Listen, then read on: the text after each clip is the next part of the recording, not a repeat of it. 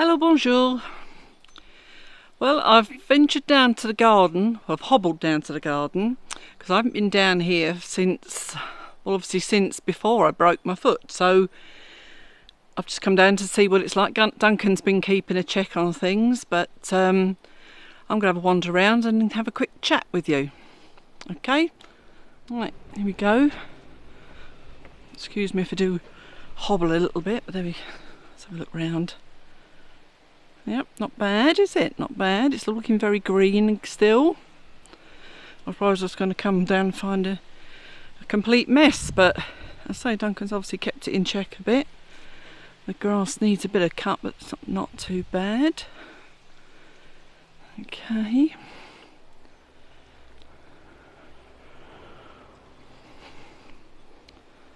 There we go. Now, can barely see my garden ornaments now for all the green.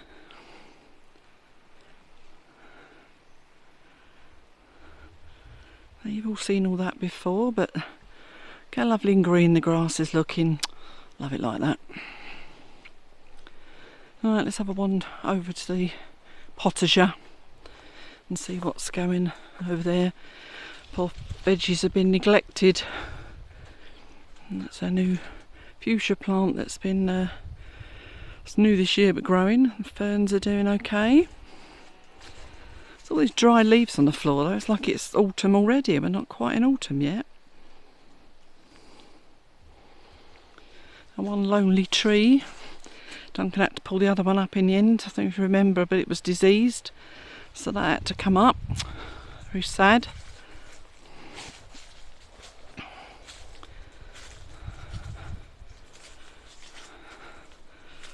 Right, let's go in. Ooh. I'm holding the tripod at the minute because any minute now I'm going to sit you down, but just and hope it will steady us a little bit. Just going to have a look at this. Oh, that's very sad. That was the lonely cucumber that shouldn't have been growing. It's got a little yellow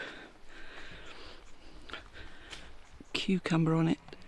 Well, Brussels sprouts are coming. I don't know if you can see. They're gradually growing. The parsnips have just got bigger.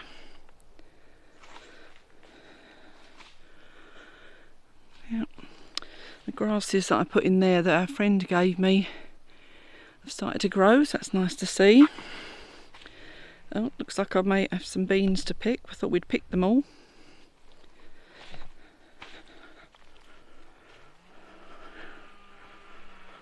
If there's any more on this plant or not. There's lots of beetroot. I've got to pick a beetroot today.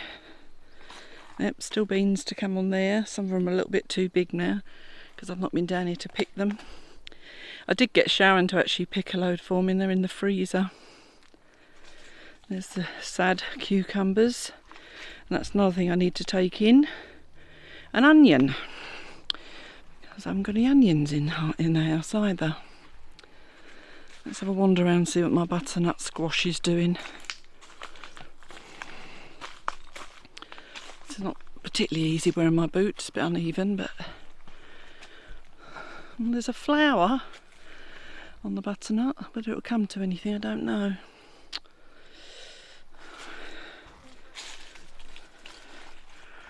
There's a one cucumber growing on there. So the blackberries have grown a little bit along. Can't see any more raspberries at the moment. A very naked polytunnel. Unfortunately the strawberries died back. I say Duncan hadn't got the time and I couldn't come down. Tomatoes have all been pulled up because they ended up being blighted. And that there is my sweet potato that's still growing, thankfully. So yeah, that's not bad, is it? Right, let's have a sit down for a minute. What a beautiful day. Can't believe it. It's September and it's this warm. Today I thought, in fact I think I'm going to have to take my cardigan off. Whew. absolutely, the seat I'm sitting on is really hot. Just trying to get myself, I'm not particularly straight, am I? But anyway, I thought I took the opportunity. So I had people ask me what I used to do before I came to France, and I thought I'd maybe give you a bit of my employment history. When I left school, oh, there's the bells again. When I left school, my initial job, actually no, before I left school, I worked in a Woolworths. I don't know if you all know Woolworths, but I used to work on the record counter and occasionally one of the other counters. I did that when I was young, back in the days when there was records. I know they're back again now, but this is the initial lot of records, the singles and sometimes tapes. Don't think the CDs were starting back then, but it's because we're talking early 70s. Then from there, obviously, once I'd left school, I worked for the Ministry of Defence, which is a bit of a bizarre title for the role I played. Well, the work I had. I actually worked for the department that issued the traffic tickets, as in parking tickets and speeding tickets, things like that. And it was my job as one of the many people that worked there to process the tickets. I quite often used to get people say to me, if I slip you £5, can you get rid of it? Wasn't that sort of position I was in. But it's that long ago, but that we used to record all the details we needed to record onto paper tape. Now, how many of you remember paper tape? Paper tape, that was like a machine, and it punched holes into them, and certain holes meant certain letters, and once you're working there, you learn to read these tapes very quickly. And I can remember when I first started there feeling very clever that I could actually read a tape of holes and know what letters they were. Anyway, I worked there until I was 19. So getting on for 20, because I'd got married while I was there, and then we had our first baby in 1979, and then from then I was at home, and then I more or less at home then right until they all left school. I do remember trying to get a job within a school so that it would fit in with the holidays, but wasn't always successful because all the mums wanted those jobs. I'm just referring to my notes. Then later on, when my youngest two were in secondary school, I did manage to get a school job, and I was working as a school dinner lady.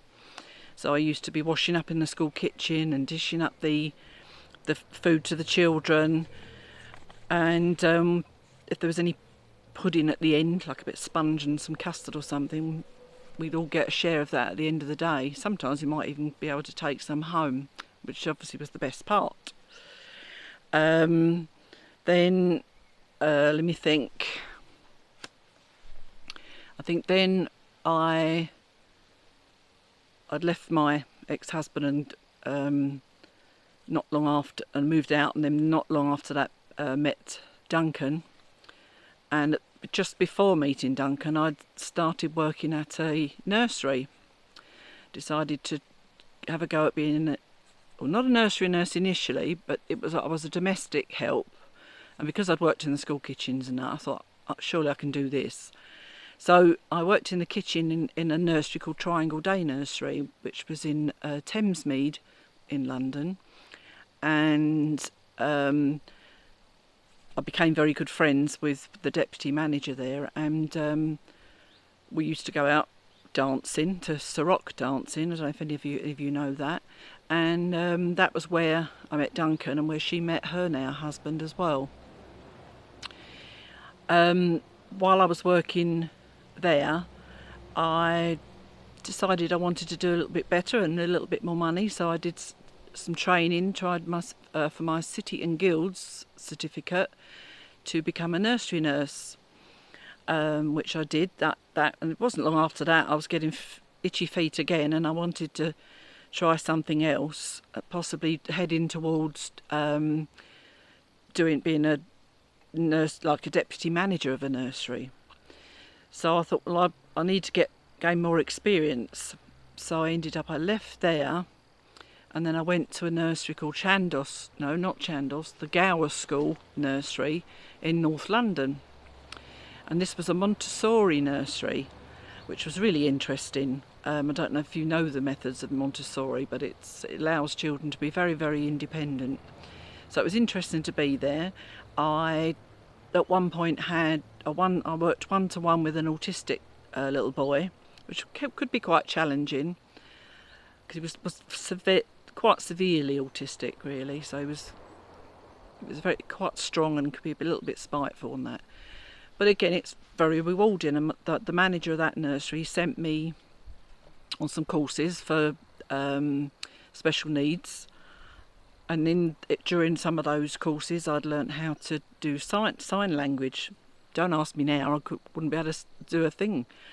But it was interesting. There was lots of different things I learnt going to different courses there, and eventually I did sort of ask. I said I was interested because she's a very supportive manager. She liked to be able to support her staff if there's anything they wanted to learn. She was prepared to put money towards the course for you to go. And I did mention to her that I would like to be a manager of some sort, and she sent me on the course. And then after that, once I'd got my course, I said, well, I do want to leave. And she just laughed. She just said, well, that'll teach me for sending you on the course, but supported me anyway, you know. So then I went from there to a nursery in Covent Garden. And there I was deputy manager to the manager in this tiny little nursery. It was in like a small housing estate in Covent Garden. And it was no bigger than a normal house, this nursery. So it's only a very small amount of children, which made life a bit easier. But again, I got a little bit tired of that. The best bit about working in a nursery are the children. The children, every night I would come home with a funny story, because children just say it as it is, and it's always so funny. And so there I eventually decided that because of having meetings after work, and sometimes it would go on, and I wouldn't leave London till 10 o'clock at night and things, and it just got too much. It was just too much.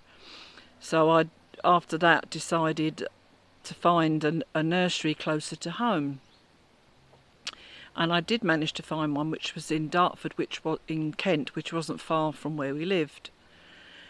And the lady that was there was very nice and everything, and she took me on as a deputy.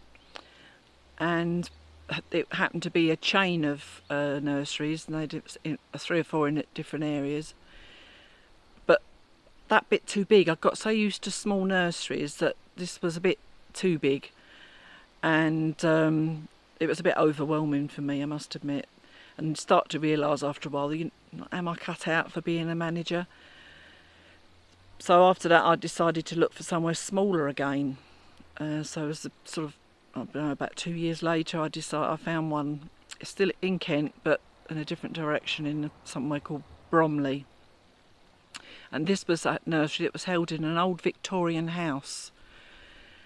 So again, nice small group of children, and the girls that I was in charge of were very nice. The only problem that ended up with that nursery was that the manager used to ask me to do things that I didn't agree with, to speak to the staff in a certain way, which I thought was disrespectful. And most of the things they wanted me to do totally went against my principles. Having worked with other girls and other children, and it just didn't fit. For him, it was all about the money, which it quite often is. And I was just starting to get tired of it when I was called into the office, and basically they were short on money, and he said, because I'm the higher paid member of staff, I need to be the first to go, which didn't make sense to me. Whether he was having me on because I wasn't doing what he wanted, I have no idea. So my poor deputy then had to stay in deputy mode. Apparently she didn't get to be manager. She was still on the same money level as a deputy and had to take on all of my role. So that was it. So I was basically made redundant from that one. And then I thought, what I really like and what I noticed when I was manager is doing the admin side of things as well. So I thought I'd try and go for an administration job. So in the end, I went to like an agency to do temporary work, saying what my skills were, my typing speed, all the usual things, and I worked with that. I suppose for a couple of years I worked out of a temporary, I think it was Brook Street it was called, and I had a few jobs in hospitals and offices around, and basically really loved organising and filing and stuff in the offices. A lot less stressful than trying to work for a horrible manager and lots of children. Eventually one came up that was going to be for quite a few months, and I thought it'd be nice to do that and be settled somewhere, and it was at a high security prison in Woolwich. The prison's called Belmarsh, and I worked there, and my role there was much the same: admin, inputting the data, and filing, which I still love to this day. I know some people find it really boring, but I love filing. And so yeah, I was there for quite a while, and it was, you can imagine, very interesting, seeing very interesting cases of different prisoners and that. And then that started to dry up. That work stopped because they started to take more permanent staff on, and I ended up then looking for another job, and I ended up working for Orbit Housing, and they are a huge organisation who have houses like for social needs. And I worked there that was literally walking distance from our house, so it could have been more perfect. And I worked there from I think it was 2000 and no, I can't remember, but I was there until 2011, which is when we came over here, and made really good friends there. Really good laugh. Unfortunately, the downside of it was, unfortunately, some of the tenants, they could be quite unruly, quite rough, and did make life a little bit difficult. But while I was working there, we'd bought this house in 2004, so I must have been there around 2002, 2003. So no, hang on. We bought the house when I first went to the Gower School nursery, and so I had it. We were holidaying here between 2004 to 2011. So by the time I'd got to Orbit, we'd had the house for quite a while, and every 3 months we were just desperate to come out and spend some time here. And they brought me lovely gifts when I left Orbit, because they all knew we were coming. And that, when I was working there, that was how I come to know Sharon. She was one of my managers, and yeah, and on the day I left, when I was having all my gifts, she came and had a chat with me, and she said, "I will definitely come and see you because I love France." Lots of other people have said they were going to come and visit us as well, but they haven't. I mean, the most recent person that was going to come she couldn't come because of COVID. Thank you very much, COVID. But others they did quite often say they were going to come all the women come as a group and come on a long weekend and see us, for all the girls together. But it never happened. To say, look, life just gets in the way, doesn't it? But hopefully the lady that was going to come with her family will come once COVID has settled down. So yeah, then once we actually moved here in 2011, in May 2011, we obviously were renovating, and then after that, once the house was ready, and I already knew before I came over a lady that's in our village that had a holiday home and she was letting it out, so she'd asked me if I could do her changeovers. For those that don't know what a changeover is, basically if someone's you prepare the house for someone staying there, when they've left you strip it down and clean again, and that was what I did, and I did that for her up until about 2010 or something like, no, not 10, sorry, 2016, something like that. And then Sharon started visiting and she liked the house, and she rented it for a year, and now she lives in that house. But meanwhile, I'd about 6 people I used to look after their house, which wasn't, it sounds horrific, I think how can I do it in one day, but all of their changeovers days were different days, and so it didn't interfere too much. Occasionally I might have one where they were both turned up on the same day, and I'd have to do one in the morning and one in the afternoon, which you can imagine is fairly tiring. And but eventually, as I say, over the years, and with COVID didn't help and stuff as well, but they've all gradually decided not to let anymore, or they've sold the house and moved somewhere else, or just got rid of it for cash and stayed in the UK. So yeah, it's now I'm what you'd call retired, and obviously that happened in 2018 when I had my operation, but you know, it still can be quite hard work with what we do here in the countryside, but it's a labour of love, as you've seen in the video with stacking the wood and all that sort of thing. And then obviously the gardening, but everybody knows gardening is hard work but rewarding. So yeah, so that's sort of my employment history. I don't think I've missed anything out, but I know some of you were curious of what I used to do, and that was it. So yeah, any more questions? I mean, we are trying to think how we can do it, but some people have asked about cost of living in France and that sort of thing. So we'll try and put that together. It will, again, can only, as I always say, it can only be on our personal level what things cost us. You know, if you've got a bigger house or you live in a chateau, things like that, your costings are going to be a lot more. But when we initially came here, to live here was a lot cheaper than living in UK. So your overall bills were a lot cheaper. So hopefully you enjoyed that, and we'll have another quick wander around the garden, and then I'll leave you, and I'm ready to sneeze now. Oh. Okay, au revoir. Okay, I've got some beetroot and a couple of onions. So let's have a quick look round again.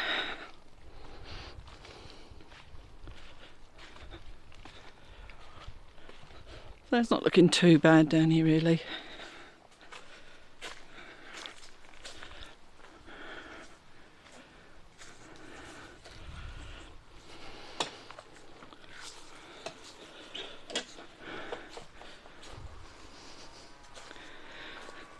The neighbour's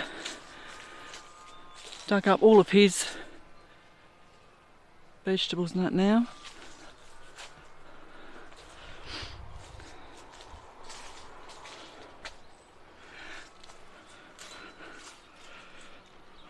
Oh.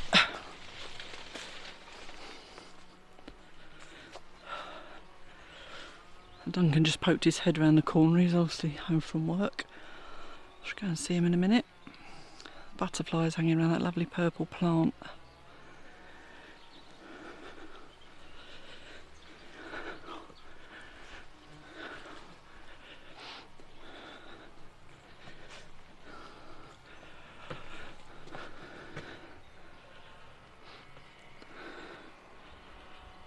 Yep, okay. Right, I'll love you and leave you, and I'll see you in the next video.